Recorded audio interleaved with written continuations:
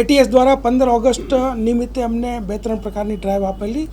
એમાં hotel checking, પછી વિવિધ સ્થળે જે શંકાસ્પદ સ્થળો છે ત્યાં ડ્રગ્સનું વેચાણ થતું હોય તો એવા સ્થળોનું ચેકિંગ, તથા જે દરિયા કિનારે પણ ઘણી વખત અગાઉ ભૂતકાળમાં 2023માં અને એમ અફઘાની ચરસ પકડાઈ તો એની ડ્રાઈવ પણ ચાલતી હતી. એ દરમિયાનમાં અમારું જે એક ફિશરમેન વોચ ગ્રુપ જે એક્ટિવ છે એમાં ઇન્ફોર્મેશન અમને મળી કે ભાઈ આવા 1-2 પેકેટો મળેલા છે, અહીંયા મળી આવ્યા છે. તો હજીરા મરીન અને એસઓજી બંને ત્યાં સર્ચ કરતાં અમને 3 કિલો અને 754 ગ્રામ અફઘાની ચરસ, જેની કિંમત ઇન્ટરનેશનલ ભાવ મુજબ 1,87,70,000 રૂપિયા થાય છે. ચરસની અંદર જે અત્યારે જે પેકેટો મળ્યા છે એમાં અફઘાની ચરસ અને સ્ટારબક્સ કોફીના સિમ્બોલ છે.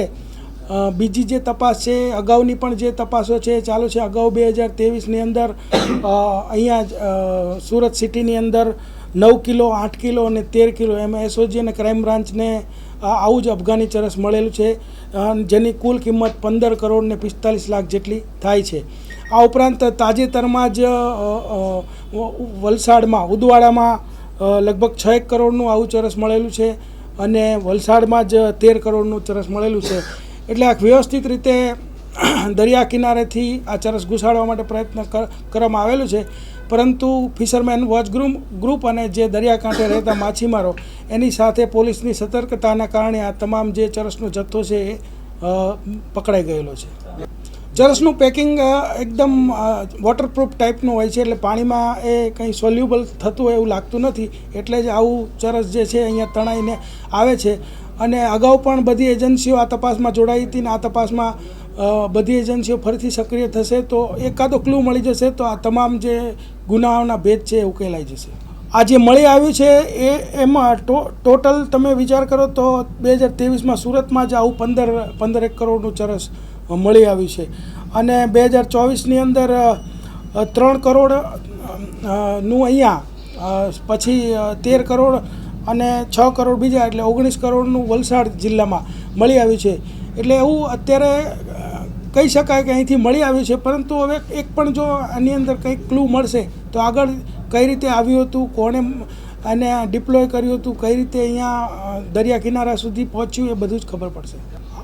અમારી મળતી માહિતી મુજબ ત્યાં પણ આવો જથ્થો મળેલો છે, ત્યાં પણ આવા ગુનાઓ દાખલ થયા છે, પરંતુ મેં કીધું એમ કે એ ગુનાઓમાંથી એક પણ ગુનો ડિટેક્ટ થશે તો આ સમગ્ર જે રેકેટ હશે એનો પર્દાફાશ થશે.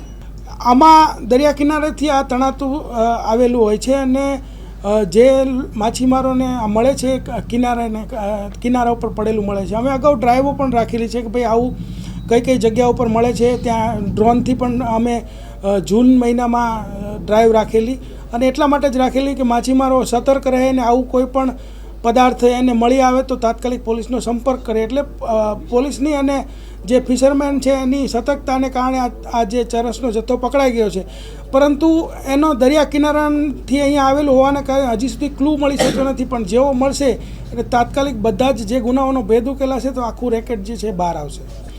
અત્યારે તો અહીંયા જે જથ્થો મળ્યો છે એટલે આપણને એવું અત્યારે લાગે છે કે અહીંયા મળી આવ્યું છે, પરંતુ એ કઈ રીતના એનો જોક છે જ્યારે આપણે ગુનો ડિટેક્ટ થાય પછી જ ખ્યાલ આવશે.